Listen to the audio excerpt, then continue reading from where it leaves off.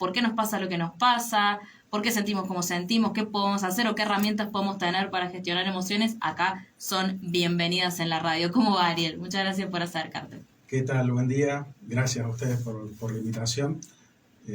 Bueno, me presento y les cuento rápidamente de qué se trata la bioexistencia consciente, que quizás para muchos es la primera vez que escuchan este nombre. La bioexistencia consciente es un camino de conciencia, una corriente que se está transformando en una corriente filosófica creada por Pablo Almazán y Lucrecia Bianchi del Instituto Mano Puente, que tiene como finalidad a quien decida iniciar un camino de consultas, lograr un estado óptimo de paz, salud, abundancia y felicidad. Ese proceso se hace a través de un camino que es interior, un camino de autoconocimiento y ir descubriendo para qué tengo la realidad que tengo, para qué tengo eso que no me gusta en mi realidad, que puede ser en mi cuerpo, como una denominada enfermedad, o en mi realidad por qué tengo el trabajo que tengo, que no me gusta, por qué no tengo la economía que quiero, por qué tengo un conflicto con mi hijo, todo los no me gusta que tengo en mi realidad se abordan desde un camino de conciencia y ir desanudando los nuditos emocionales que van quedando y que van generando esa realidad. Es asumirse el creador, digamos, una de las principales leyes, más allá de que no hay una ley, pero lo que sostiene Mano Puente es que somos creadores de nuestra realidad. Ese famoso como es afuera, es adentro, digamos. Ese no me gusta es un reflejo de algo interior. De algo que estamos haciendo también, ¿no? Me parece que es algo que noto como una cuestión que se repite de los invitados que han venido acá, y a todos les hemos preguntado lo mismo. Hay mucha negación en el ser humano muchas veces de la realidad, o sea, estamos negados a ver lo que quizás para otros es evidente, que nos ve de afuera, pero es a partir de eso que no podemos hacer los cambios que necesitamos, porque ni siquiera hay como una aceptación de eso que no nos gusta, de eso que está ahí. La bioexistencia consciente plantea que todo lo que está alrededor está saliendo de mí. Yo soy el creador de esta persona que me está haciendo esta pregunta. Entonces, si esta pregunta me incomoda, yo, bueno, más allá de reaccionar desde lo biológico con algo que no me gusta, me empiezo a preguntar para qué lo estoy creando y no el por qué. O sea, hay una diferencia semántica en cómo abordamos y vemos esa problemática. Por lo general tendemos a preguntar ¿por qué me pasa determinada cosa? ¿Por qué tengo tal problema? O buscar un culpable afuera. La realidad que tengo, los problemas que tengo siempre son culpa de otro. Yo me asumo el creador de lo bueno. Cuando hice algo lindo, mira lo que hice. Cuando tengo algo feo, la típica lo que me toca. De la calificación. Me pusieron un 1 o me saqué un 10, ¿viste? La típica. Entonces, en esa búsqueda vamos descubriendo que yo soy el creador de ese no me gusta que tengo al frente. Y sí, muchas veces una reacción biológica, digamos, la bioexistencia consciente tiene una base biológica. Esa base biológica sostiene que desde la biología, desde la esencia más antigua del ser humano, que en realidad de toda la biología que ha llevado la evolución, tendemos a buscar culpables. Siempre la culpa es de otro. Es una manera de protegernos también. ¿Por qué parece tan nato del ser humano como esta cuestión de estar a la defensiva? Creo que es mucho más difícil trabajarlo y ser consciente de la responsabilidad de uno que hacerse cargo. Lo digo también como autocrítica, muchas veces lo he hablado también con familia, con amigos, con parejas. Pero ¿por qué parece que es lo primero? ¿Hay alguna cuestión ahí biológica de que la primera reacción muchas veces sea pensar que está en otro lado la responsabilidad? Es ir alejándose de uno mismo. A todos nos cuesta mirarnos al espejo. Ponernos un espejo siempre le vamos a encontrar algún defecto y nunca vamos a valorar, no es que nunca, pero nos va a costar valorar lo que somos. Y asumirnos, hay algo que escuché hace poco pero que no lo tenía en cuenta, es que hay algo que tenemos en común todos los seres humanos, y es que somos todos distintos. El hecho de ser distintos nos da un valor incalculable, como una obra de arte. Una obra de arte única tiene más valor que algo hecho en serie. El ser humano, todos somos distintos. Y muchas veces tendemos a desvalorizarnos y buscar que alguien nos dé valor. Eso genera también, obviamente, desde el punto de vista del abordaje de la bioexistencia consciente, no existe la culpa cuando uno entiende para qué está pasando lo que está pasando. Cada juicio que yo tengo es una confesión de algo que yo no estoy queriendo reconocer, algo que tengo que trabajar y sanar en mí. Y ese proceso de sanación es un proceso diario. ¿Y cómo se va haciendo? Digo, me estoy acordando, no tenía que ver necesariamente con, o que yo sepa, no tenía que ver con la bioexistencia consciente y la decodificación bioemocional, pero pienso, por ejemplo, en Yoko Ono, que decía que era una práctica constante que ella aplicaba de proponerse, por ejemplo, un día no hablar mal de X persona, después no, y eran cada vez más como todo eso que ella hubiese volcado en otras personas, en culpar a otros o en señalar a otros, trabajarlo en algo propio, de crecimiento hacia el interior. Entonces cada vez iba sumando como desafíos de a poco, de bueno, proponete, y a la larga, como si fuese una cuestión de hábitos, empezás a trabajar más en vos y dejar de proyectar en los demás. ¿Qué de similar puede haber en esto? O sea, ¿es un trabajo diario en términos de un hábito que se va creando? ¿Cómo uno empieza a hacerse más responsable y un sujeto más activo también de acuerdo a la vida que va llevando y a los proyectos de vida que quiere encarar y dejando de buscar responsabilidades en otros lados? Desde la bioexistencia consciente es un constante feedback que uno va teniendo con la realidad. Si yo veo y tengo un juicio de alguien, no se trata de morderme para no emitir el juicio. Claro. Sino, un trabajo mental, ¿sabes? Bueno, al menos de la visión de la bioexistencia consciente, no limita al plano mental la manera de sanar una distorsión. Es más allá del plano mental. Es comprender para qué yo estoy teniendo un juicio sobre determinada persona, gobierno, compañero de trabajo, pareja. ¿Qué es lo que me está mostrando esa persona? ¿Qué es lo que me está mostrando esa situación? No como una cuestión de, bueno, acá hay algo que me molesta, miro para otro lado para que eso, si no lo veo, no me molesta. Al contrario, la bioexistencia consciente te dice, enfócate en lo que no te gusta y fíjate en vos qué es lo que te está mostrando eso que no te gusta. ¿De dónde sale? Pues si yo me asumo el creador de mi realidad, ¿de dónde lo estoy creando? ¿Desde dónde lo estoy creando? Algo que tendemos también a desconocer es que, bueno, salimos de la panza de mamá y creemos que nuestra vida comenzó ahí en ese instante del nacimiento, cuando en realidad tenemos un papá, una mamá, 4 abuelos, 8 bisabuelos, y toda esa carga emocional, energética, ADN y todo lo que viene viajando en el transgeneracional nos va formando para crear una realidad. Desde la bioexistencia consciente se trabaja no solamente en la vida contemporánea, o sea, desde que yo nací y salí de la panza de mamá, sino todo el trabajo del transgeneracional. Uno va comprendiendo para qué va repitiendo escenas, situaciones, conflictos.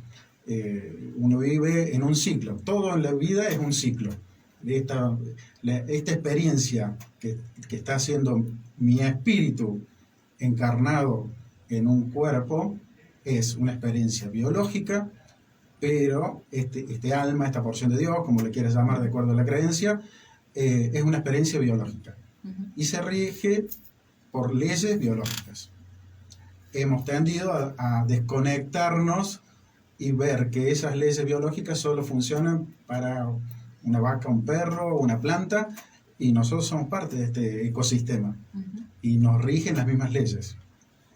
Hay una cuestión que dijiste ayer que a mí me interesa muchísimo y es pensar en todo, pero entiendo que la bioexistencia consciente no lo plantea en términos de buscar justamente la responsabilidad ahí, sino en entender para qué y toda la historia que nos antecede, vos mencionabas padres, abuelos, ¿te llega, digamos, a consultas o a la gente que acude a vos el trabajar a partir de esta disciplina cuestiones que uno nota o patrones que repite o cuestiones que quiere, bueno, decir, soy el propio agente de mi vida, quiero cambiar esto, pero advierto que estoy repitiendo algunas cosas que no quisiera repetir? ¿Qué es lo que más o menos te llega o cómo se puede trabajar desde esta disciplina?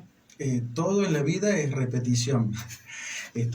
Somos ciclos, digamos, uno crea su realidad, ya sea por repetición, o sea, hago lo mismo que hizo mi papá, mi abuelo, mi tatarabuelo, me dedico a lo mismo, o por reparación.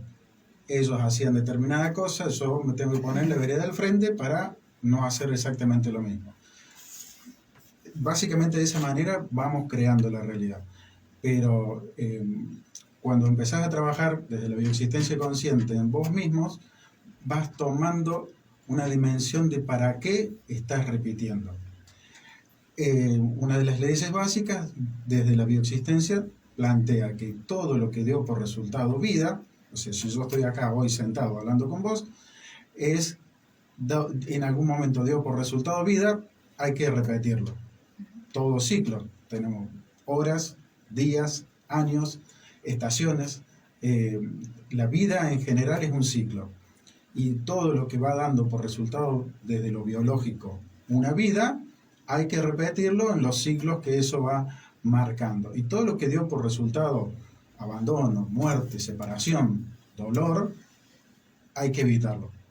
Por más que eso, desde el punto de vista biológico, por ejemplo, hay muchos casos donde, o el caso más común es, no puedo tener un hijo.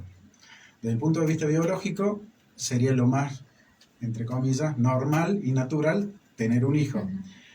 Pero si esa historia o ese acto de tener un hijo vino asociado a la muerte de ese hijo, en alguna parte del estudio del transgeneracional, en esto de que estamos repitiendo, si en algún momento eso dio por resultado de nació ese hijo y se murió el hijo, o murió la madre, o hubo una muerte, o se fue el padre, vamos a guardar la memoria de que ese hecho biológico dio por resultado muerte, separación o abandono. Para el inconsciente, que es la base de todo lo que estamos hablando, el resultado de eso dio 0.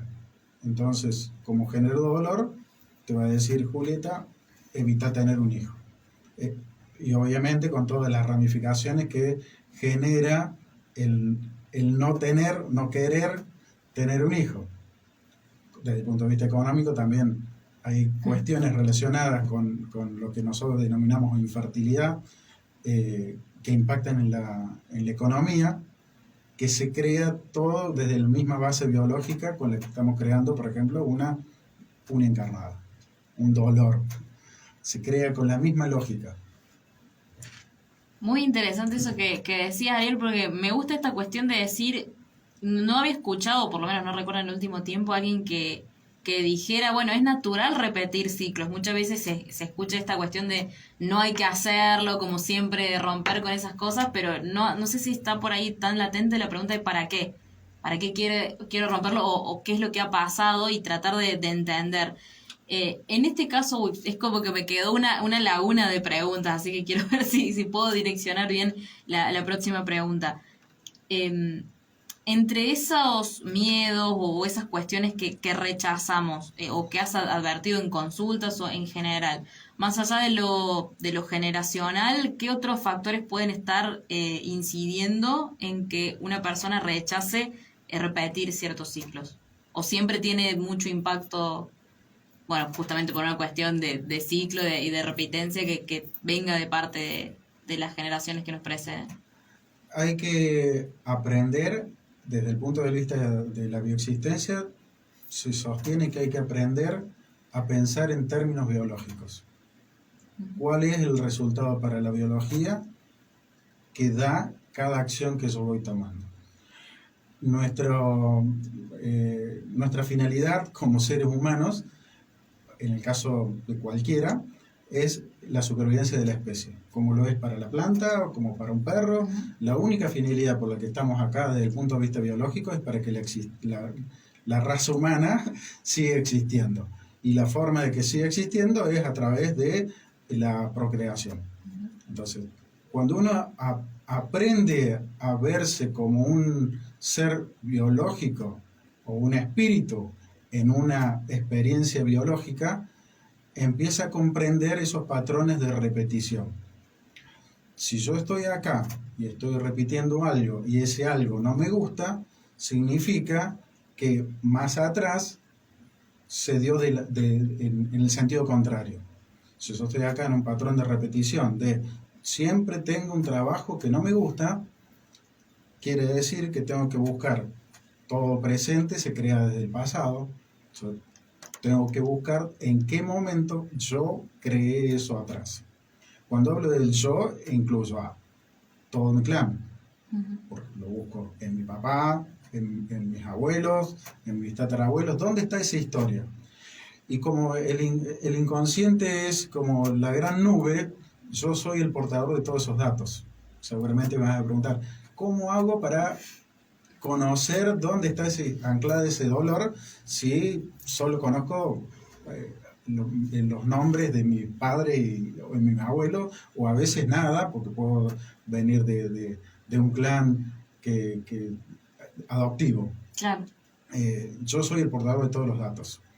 Mediante ejercicios que se van haciendo a través del ciclo de consulta, los ejercicios son bastante simples, porque es cerrar los ojos e ir a buscar en el inconsciente. El inconsciente solo te va trayendo, te va respondiendo como si fuese un chat GPT. Sí, claro. Vos les preguntás y el inconsciente te va a responder. Esos datos están. Es imposible que vos estés creando algo que no tengas vos los datos para poder crearlo. Lo difícil o lo complicado desde la visión tradicional es reconocerse portador de esos datos, comprender de que yo soy el creador. La base fundamental de esto, para poder comprenderlo, es asumirse creador. Y el asumirse creador nos hace responsables de lo que estoy creando. Esa parte es es lo que planteaste al principio, es cómo, por lo general, la mayoría de las personas tendemos a no hacernos responsables. En cualquier acto, siempre la culpa la buscamos afuera. Como si fuese que cuando ya no queda otra, vimos todos los frentes, bueno, no me queda otra que aceptar ahí recién, pero no es lo primero. A mí me da la impresión que no es lo primero que sale naturalmente en la mayoría de las personas. Como siempre, lo ideal es buscar que esté en otro lado. Sí, bueno, por eso es que vamos a estar en un loop, repitiendo y repitiendo y repitiendo, hasta que en algún momento, ya sea por iniciativa de decir, che, a ver, puede haber algo más aparte de esto que me está sucediendo, o por un gran golpe, un trauma de alguna pérdida muy dolorosa que nos hace hacer el clic de decir, a ver, voy a buscar por otro lado, ¿qué más hay? Y eso pasa constantemente, digamos. No significa que a quienes estamos haciendo un camino de conciencia no nos pase. Pero uno va haciendo, como ir al gimnasio, digamos, vamos entrenando la conciencia para que cuando empezamos a irnos al pasto, volver y ver qué es lo que estamos creando, para qué estoy creando, y bueno, siempre es un camino hacia adentro, que eso va haciendo que todas las preguntas que tengo en el exterior las busco como respuestas en mi interior. Es muy doloroso el proceso de autoconciencia, digo, o de bioexistencia consciente, digo, cuando te llegan consultas, en algunos casos por ahí pueden pasar tantos años de no ser consciente de tanto y encontrarse de golpe con todo eso, o es un proceso que se va dando más paulatinamente. ¿Qué es lo que por ahí sueles ver en las consultas en general, cuando alguien viene de la nada y dice, bueno, acudo a vos porque quiero trabajar sobre la base de estos dolores o de estos ciclos que no quiero repetir, o que quizás me quiero preguntar por qué lo hago? Bueno, nadie viene de la nada. No existe la casualidad. Si yo soy el creador de esa persona que me toca el timbre y me dice, quiero empezar un ciclo de consulta. El ciclo de consulta sea parte de una definición de un síntoma. ¿Qué es lo que querés trabajar? El consultante define qué es lo que quiere trabajar, que puede ser lo que sea que quiera trabajar y como lo defina la persona. Puede ser una enfermedad, entonces viene y da el título, tengo tal patología, o algún conflicto de su realidad. Esa definición desde la bioexistencia consciente, que se llama síntoma, es un recuerdo doloroso no sanado. Esa es la definición de ese título que la persona decide trabajar. En ese proceso, como es un proceso interior, suele generar dolor al momento que uno va a recordar ese recuerdo. Es recordar, revivir y reparar. Hay una emoción que quedó anclada ahí, que es una emoción que no siempre es una emoción. Si fuese una emoción favorable, alegre, Claro. No tendríamos el síntoma. Siempre es un dolor que quedó anclado, que alguien dejó de expresar algo, una emoción salvaje, de las más feas y básicas. Eso viaja como si fuese una burbuja que va viajando en una manguera hasta que alguien decide empezar a romper con esas burbujas. Y obviamente, como se trata de un camino interior, el ir viéndome cómo yo he ido creando y repitiendo esos dolores, tiende a que, por lo general, cualquier persona, en cualquier corriente, o sea, por ejemplo, si vas a un ciclo con una psicóloga, claro, y cuando empezás a hablar con la psicóloga y empezás a exponer cuáles son las conductas que te están molestando del resto y empezás a mirarte a vos mismo, siempre tendemos, como lo que hablamos antes, mirarse al espejo y verse a uno mismo siempre incomoda. Lo bueno que tiene la bioexistencia consciente es que logra los cambios a partir de que uno empieza ese ciclo de consulta. O sea, de manera inmediata, vos desde que viste algo que no te gustó, liberaste las emociones que tenías guardadas sobre esa situación, empieza a cambiar tu realidad. Porque ya no sos el mismo, porque eso que tenías encapsulado lo empezaste a liberar. Ese proceso siempre tiene, como cualquier proceso de autoconocimiento, tiene sus partes oscuras y sus partes de mucha luz. Lo que se trata es mirar lo que en otras corrientes mencionan como mirar la sombra, que es mirar esos que no nos gustan, dejar de buscar afuera y buscar adentro. Ese proceso no es un proceso placentero. Por eso es que tendemos a buscar la culpa afuera. Bueno, una vez en esta columna citamos esta canción y ahora creo que queda perfecta, que se llama Anti-Hero, Antihéroe, de Taylor Swift, pero justamente habla de podría mirar directamente el sol, como diciendo me puedo quemar, pero nunca en el espejo, justamente hablando de toda esta cuestión de asumirse como el antihéroe de su propia historia y de todo lo malo que le ha pasado y empezando a hacerse responsable de eso, ¿no? Ella contaba que en las medianoches, porque el disco se llama Medianoche, ella empezaba a hacer toda esta introspección y siendo consciente de cómo no afrontaba la realidad y no podía mirarse al espejo hablando de esto, ¿no? Y me parece que es algo, como vos decías, doloroso, sí, pero necesario en todo momento. A mí siempre me da la impresión de que, no lo quiero poner en términos generacionales, pero también lo charlamos cuando hablamos de la terapia psicológica y demás, de cómo el ser humano, o por lo menos las generaciones que nos antecedieron, no estaba preparado y no contaba con herramientas, e incluso se estigmatizaba si hacía este tipo de procesos de revisión hacia adentro, de preguntarse para qué, como si hubiese un piloto automático constante, un mandato que seguir y no mucho más, pero en mi caso personal lo digo, lo he visto por ejemplo con mi abuela que ya falleció hace unos años, que tuvo que hacer ese proceso en sus últimos años y de todo el dolor acumulado y arrastrado por décadas. ¿Cómo podemos, en la medida que nos propongamos trabajar sobre esto, no sé si decir a tiempo, no sé si hay un a tiempo, es cuando llega, ¿no? Por algo llega en un determinado momento, para no tener que estar arrastrando con tanto dolor durante tanto tiempo. Como vos sos parte de un sistema que funciona y que después de vos va a venir tu descendencia, esos dolores vienen viajando en el clan. Lo que vos decidas, que en realidad tampoco genera culpa el no tomar el camino de la sanación, del que sea, digamos.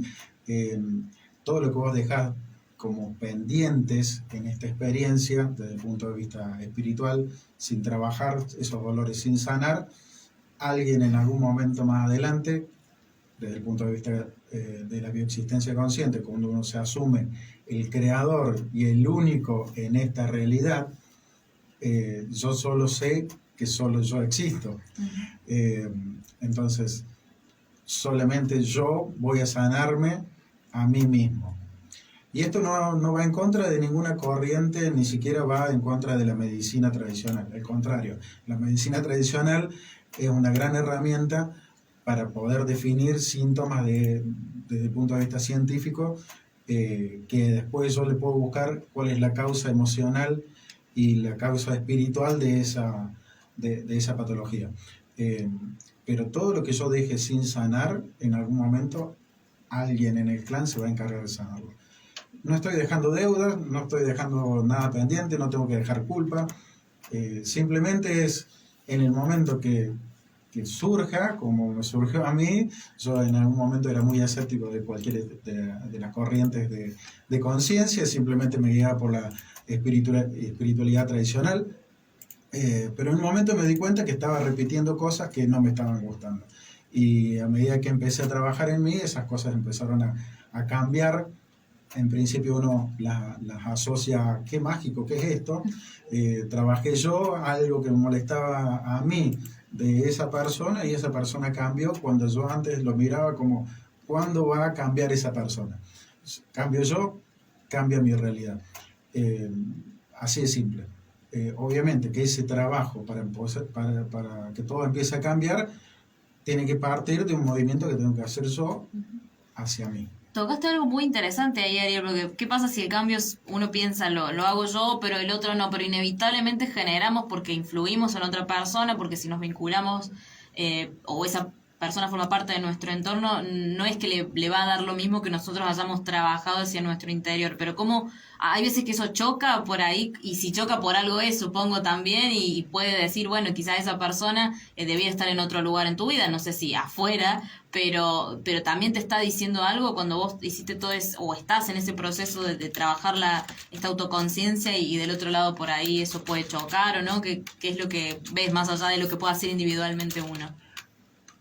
Yo soy el creador de mi realidad.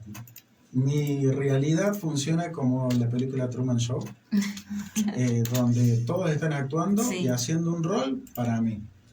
Cuando yo descubro cuáles son las reglas de esta experiencia, cuál es el juego que yo estoy jugando en esta experiencia,